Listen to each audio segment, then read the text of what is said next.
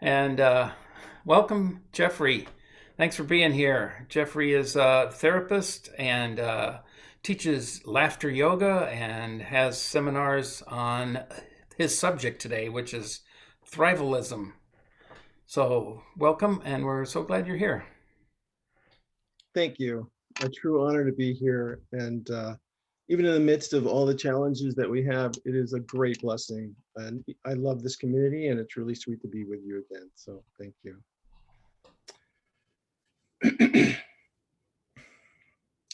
So please join me in going back to 2006 for just a moment.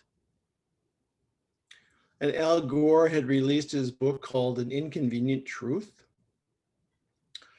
And there was a film that you may have seen, which is in conjunction with the same book. And the content revolved around the planetary emergency of global warming and what we can do about it. And the book and the movie alerted the public to the increasing planetary emergency related to global warming. So that's a little backdrop, and it's time to come back to 2020, remembering that backdrop.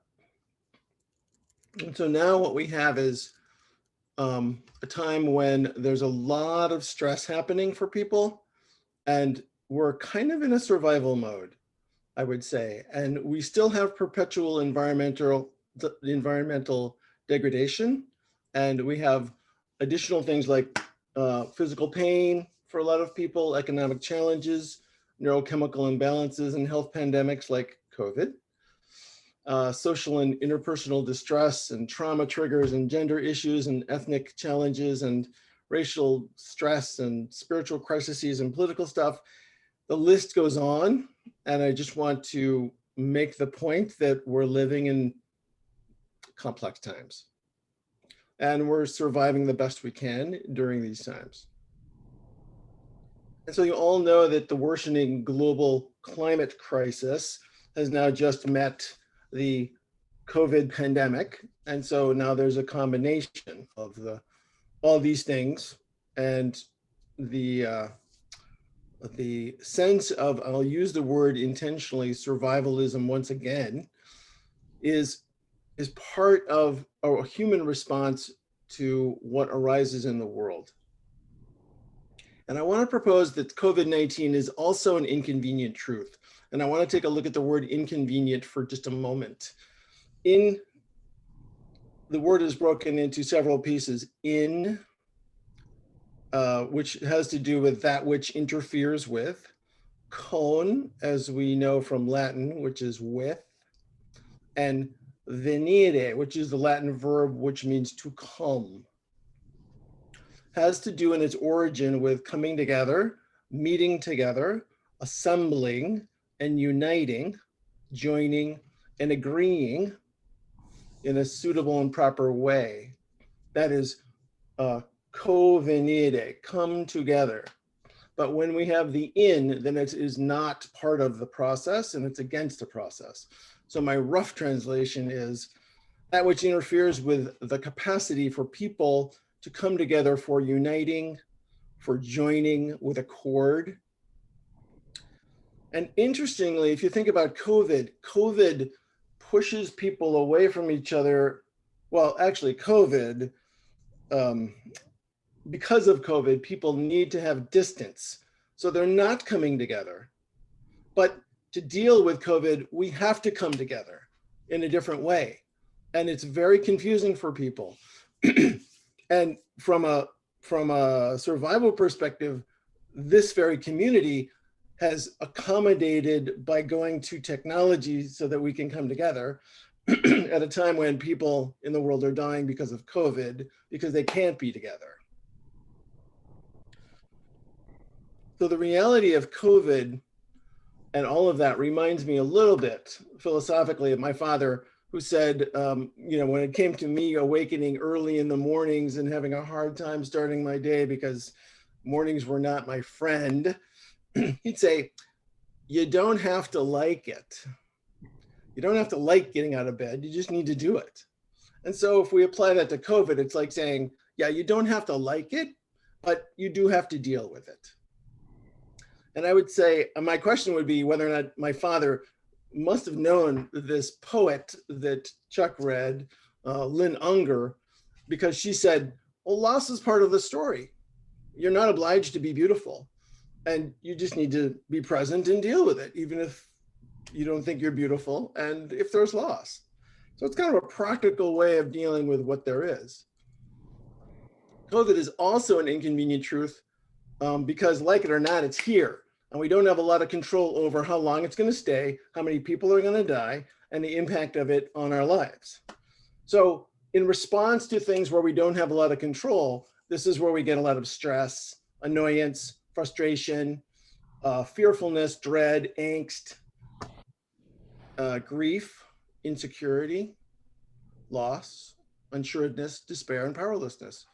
I know that sounds pretty doom and gloom, but I deal with it in my psychotherapy practice every day with people who are feeling all of those things.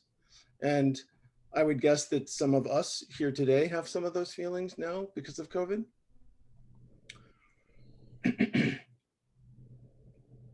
Our human landscape and human relationships are changing because of COVID. And so it is an opportunity for us to take a look at where our courage and our tenacity and our stamina and our grit needs to come together with other people together in order to deal with COVID. I'm concerned that a lot of people are ignoring the kind of expectations for safety, and they're not honoring the distance factor, and therefore the numbers are going up. And currently, I would say there's a lot of people have a level of denial and very entitled thinking, which says, oh, I don't need to follow the rules and I don't need a mask and I can go where I want and do what I want, even though people are sick and dying. And currently we have 3,200 people in Minnesota who have died and 262,000 people in Minnesota who have COVID, and worldwide 1.3 million people have died. And so to me personally, it feels that that level of denial is relatively irresponsible. And that's not the focus of my talk, but I want to put it in there because when people are not taking it seriously and impacting other people, that level of laissez-faire and denial can kill other people.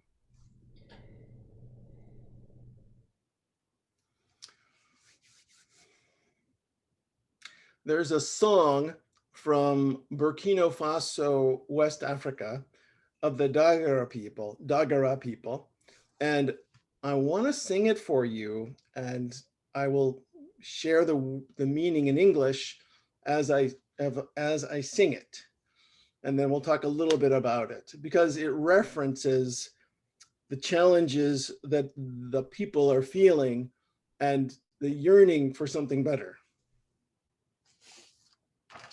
And it's called Aziz Sona.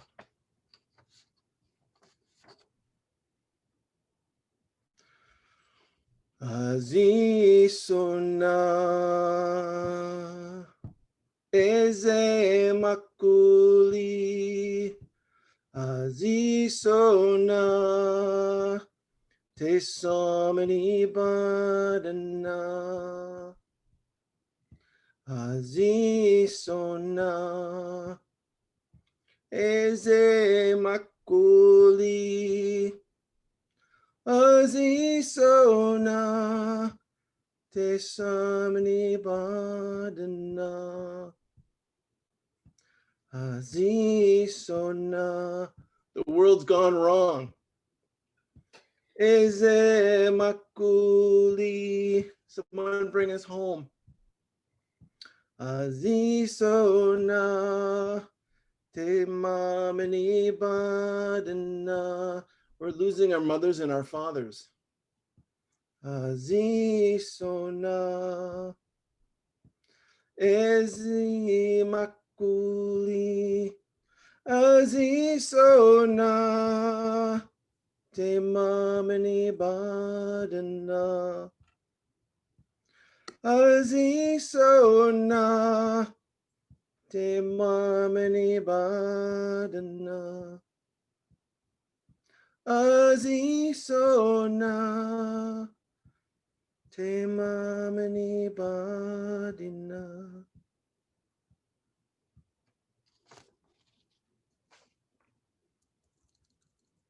To me, the song says, the world's gone wrong.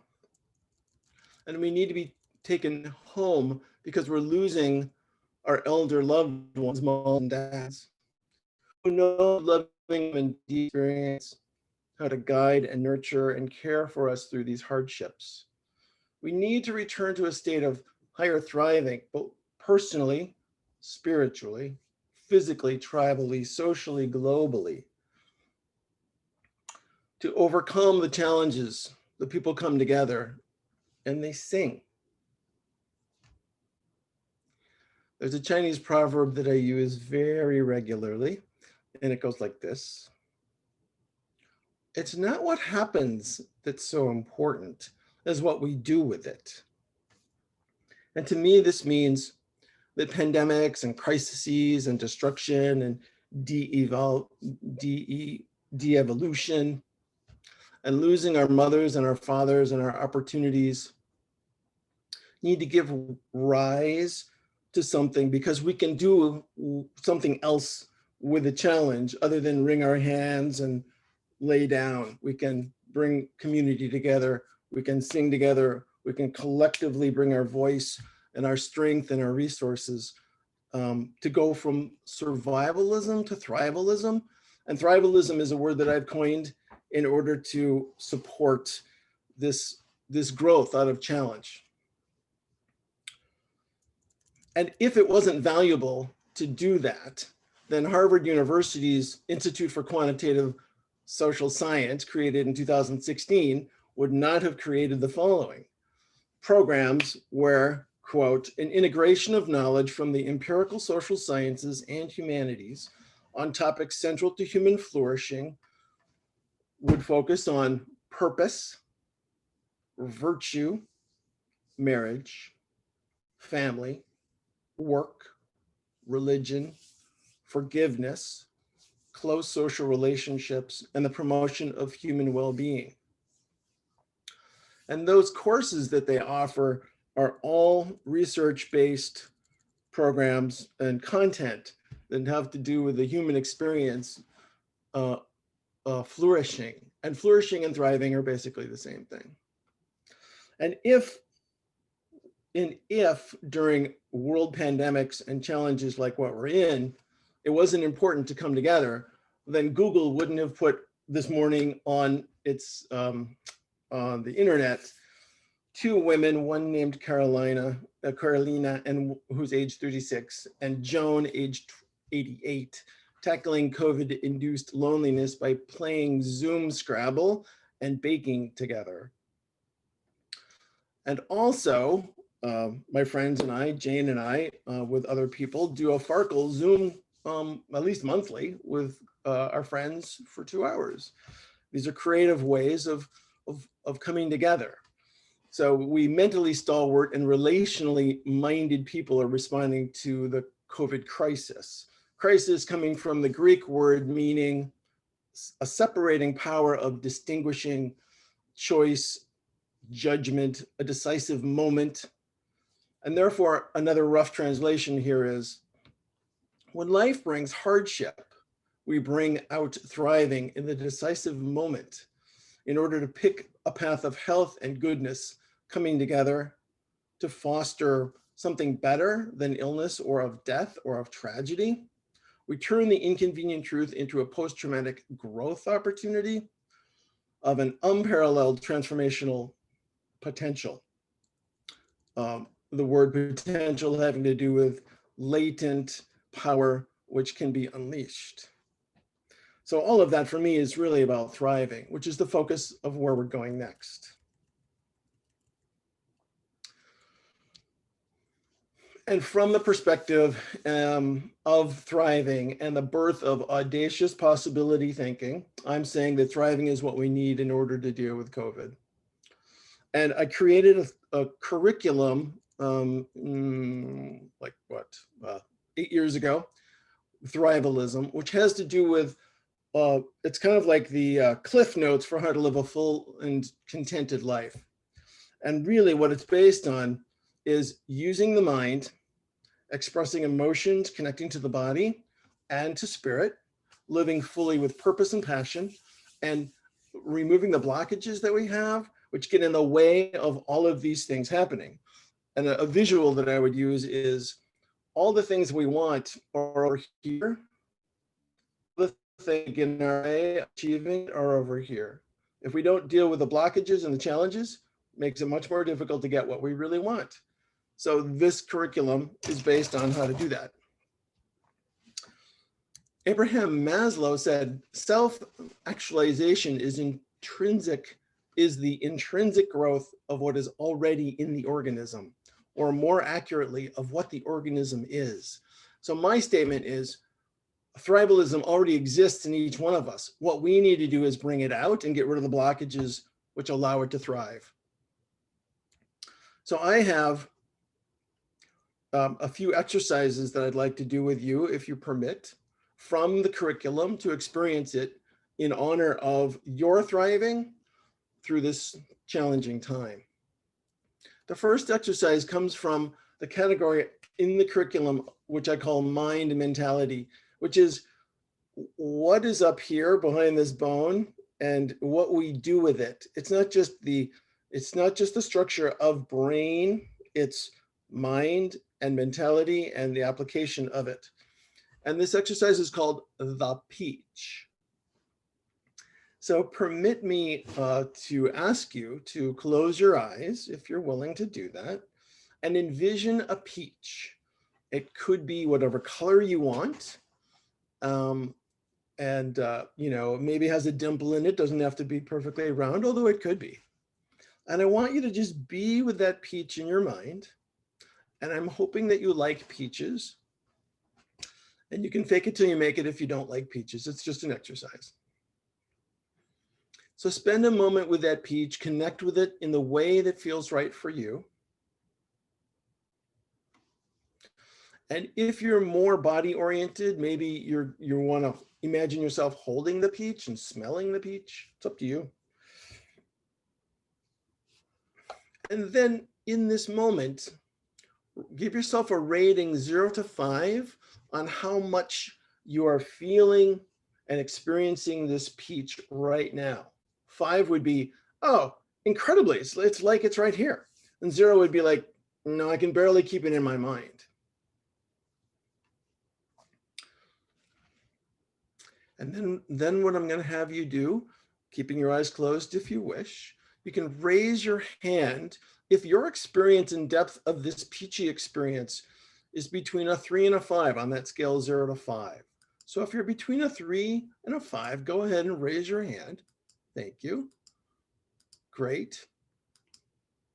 And raise your other hand if I have permission, if you give me permission to just lead you on a tiny little imagery exercise, even though I've already done one regarding the peach. And if you don't want to follow the next exercise part, that's okay. So now what I invite you to do is take this peach in your mind and bring it to your hand. Of course, I want you to smell it. Notice that peachy smell of this particular peach. Feel the firmness and maybe that fuzz on the outside. Again, the color. And when you feel inspired, assuming that you do, I want you to eat the peach. Take some bites. Use a napkin and put the pit down when you're done if you want. And take a moment and savor it on all these levels.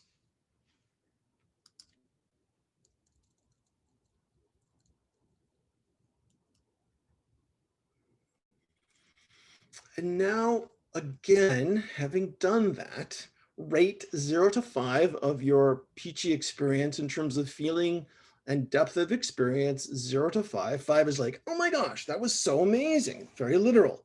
0 is like, what a waste of time, I didn't feel anything. And if you would raise your hand if you had an experience that was also between 3 and 5 this time, that would be great. I think would be better. Raise your hand if you had an increase over the last rating that you did.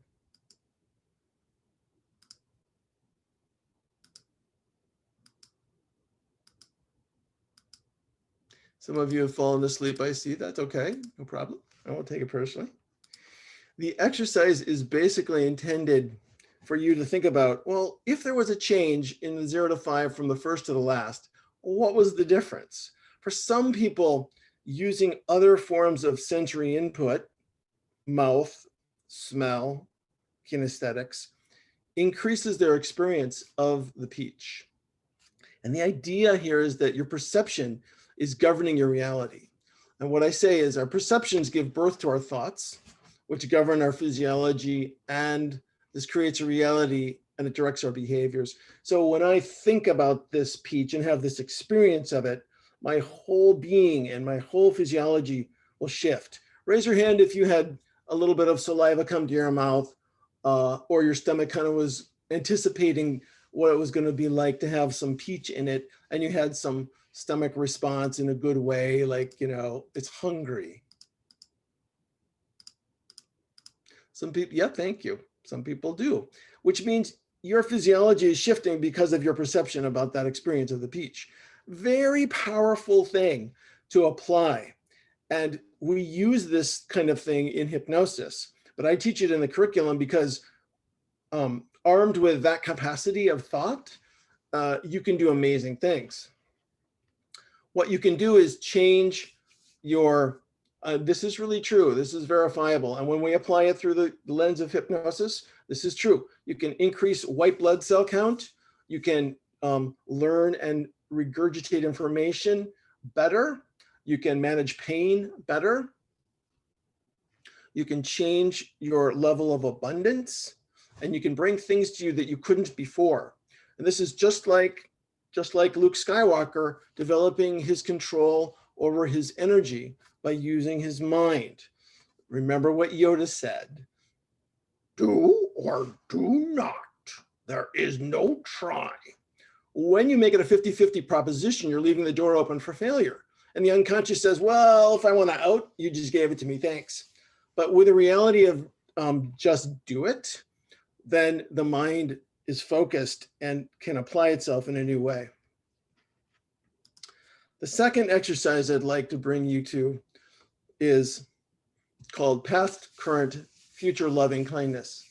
This has to do with the idea that in the past, at a certain age, we had certain beliefs about ourselves.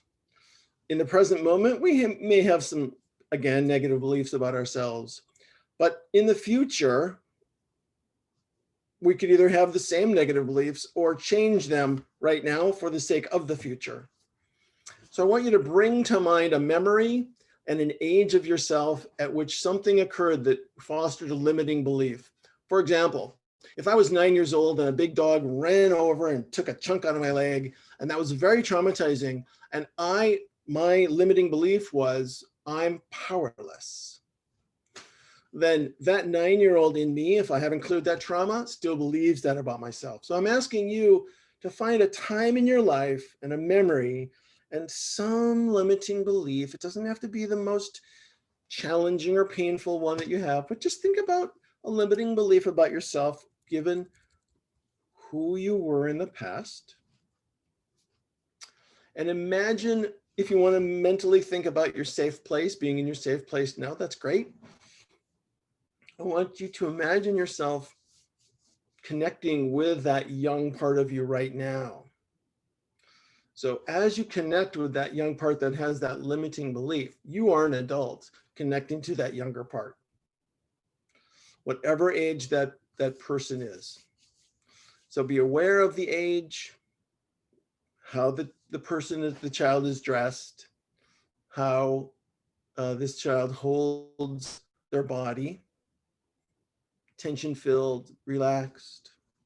And I'd like you to send love and compassion and kindness and heart connection to this amazing child, whatever the age. And give this part of you all the permission it needs to express whatever is there that needs expression. Could be frustration, anger, confusion, pain. I want you to bring and breathe compassion and patience and love to that young part of you. And if it feels right, feel free to hold or embrace that young part of you. And through this love and attention, notice the child, there's healing for this child. And maybe through the expression that he or she gets to have, there's also validation. And your loving presence is very nourishing for this child. Notice also that perhaps as the healing occurs, the child gets a little older. And maybe if it started elementary age, it's going to preteen, junior high, a little older, perhaps moving gracefully into a little bit older high school, maybe even college. You're still sending love and compassion and kindness to this person who is there with you, deepening your intention for giving care and concern through the transitions and the losses and all of the challenges that he or she has made growing up, gradually arriving more and more at the current age.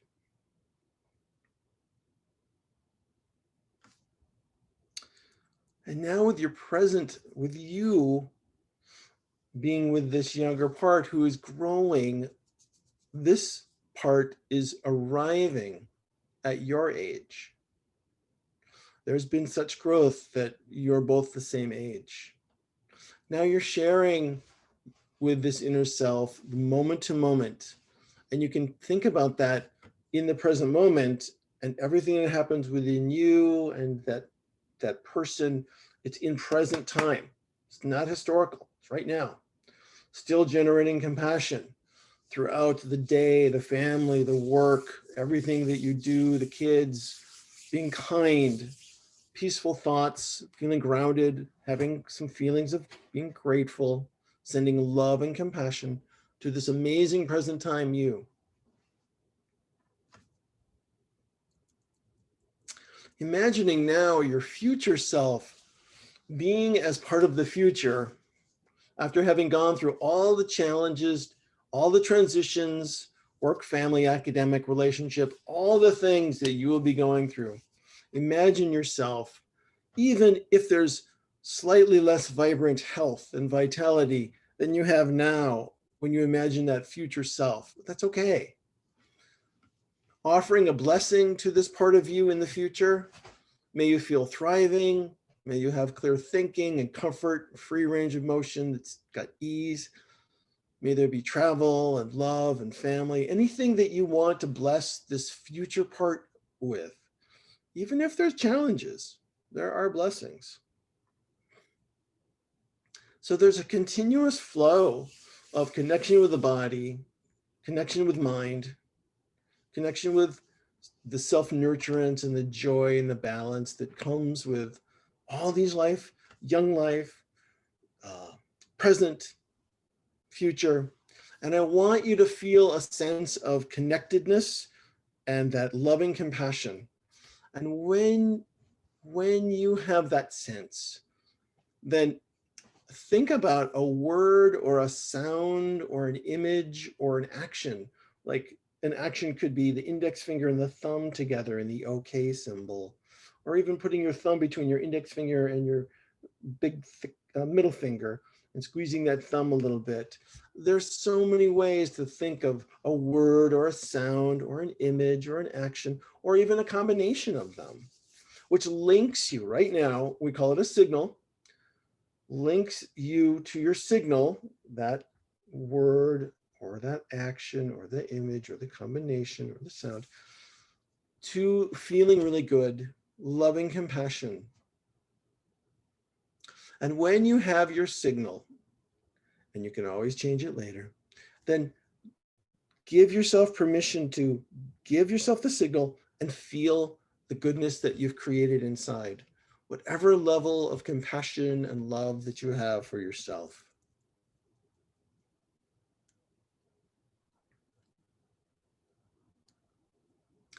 And that signal represents how you really feel in an authentic way, in a good way, in a loving way about yourself. And you can use that signal in the future when things are challenging and when there's stress.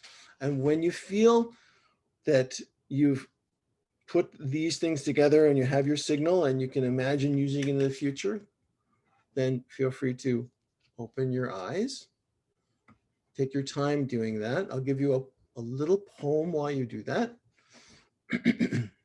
Taking some deep cleansing breaths in and re-alerting yourself, bringing your signal with you because you can use it whenever you wish. The poet Rumi said, "Your task is not to seek for love, but merely to seek and find all the barriers within yourself that you have built against it."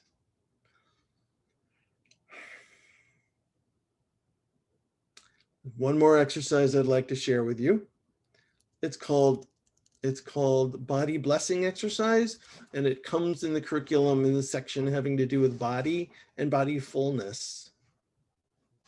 So this practice is based on ancient Taoist exercises which teach that we want to bow in a reverential, grateful way to each of the organs inside of us, which is a way of connecting to the body. So I took this attitude of gratitude and kindness in speech and brought it with imagery and expanded it just a little bit. And we made it physical through touch. And to do the body blessing exercise, you can either stay seated or you can stand up. I often do it in the morning as a way of starting my day. It also works beautifully for things like Thanksgiving Day when we want to have Thanksgiving. And this is how it goes. Take a deep breath in, hold it for 5 seconds, and give yourself permission as you release it to just relax the body, top to bottom. Repeat that if you need, and trust that your body will relax as you set that intention. We place the hands on top of the head, and we focus on all these different parts of the mind. And we actually just say thank you, because we can function in a pretty good way, most of us. And we have a sense of control about what we do with our minds and everything inside our skull. Even if it doesn't work perfectly well all the time, it's still helping us. And so we return thanks to that. And if you want, you can move it to your eyes and cover the eyes with the palms and just say something to the effect of, these eyes are so amazing. They're hardworking all the time. They bring beauty to me. They express my soul. Thank you, eyes, for these gifts. And what you can do is gradually, to whatever speed or intention, move to the ears and to the mouth and down the body. And maybe I have injuries to the body. Maybe I have injuries to my chest, my heart, my lungs. But I give thanks with gratefulness. And if I have an injury or I'm struggling because a part of my body, I don't feel very good about it, or it's got some functional challenges, I spend a little bit longer asking it to teach me what it needs me to know so that I can give whatever support it needs. So we go at our own pace, giving blessing, resting on the area as much as we need. Maybe it's for detoxing or clearing or tonifying a certain organ or recuperation after surgery. And it's with a sense of gratitude and compassion and thanking these parts, vibrantly nurturing these parts, returning thanks, asking for whatever healing and transformation is necessary. And we go all the way down to the body. And if I carry trauma or shame in any part of my body, I will work to spend a little bit longer there. If my waistline is not what I want, I will spend more time at my waistline, giving permission to just be, saying thank you, bringing humility, dissipating shame, bringing love.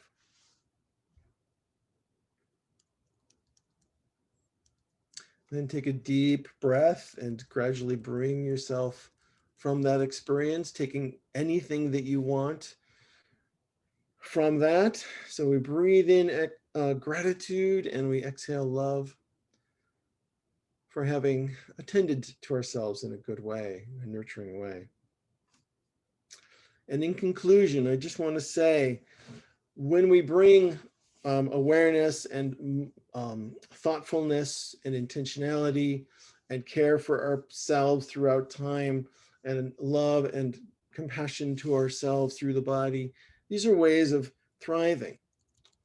And in the song Aziz Sona, perhaps we are the fathers and mothers we need at this time, because parts of the world are going wrong. And I believe that only together can we bring ourselves home, with or without COVID, and it requires each of us to cultivate thriving within. And the last little statement I want to share with you goes like this. You can do amazing things, avoid hate, embrace compassion, wait for the universe to ignite deep blessings, and shallow ones too. Let the what ifs be clouds that pass from your thinking. Then trust your ability to embrace your truth and go after it no matter what your mind objects to. Thank you. Thank you very much, Jeffrey. Let's see. I always forget how to turn the spotlight off here. You, Jeffrey. Huh. Well, we'll just leave it on for now. So I don't see. I think I turned it off for you, Chuck. Oh, thank you. All right. So I forgot to do the opening hymn, and I think we have time to do that now because I think it fits so well. And also, I'd like to mention offering.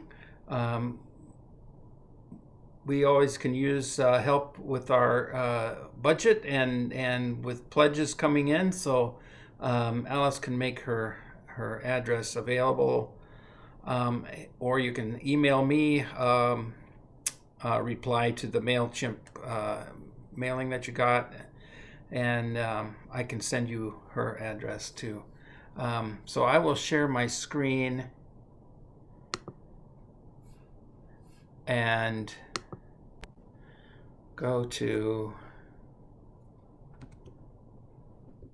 this one.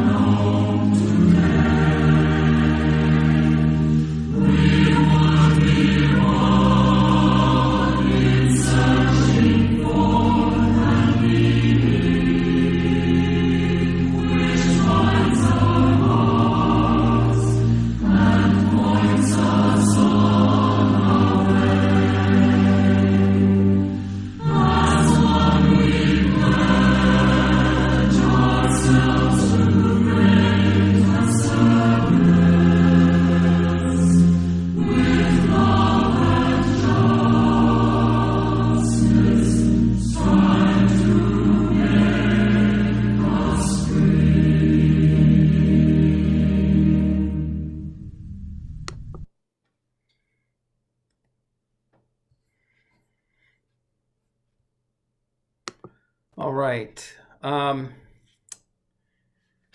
So we have a few minutes. Jeffrey, are you willing to have some congregational reflections?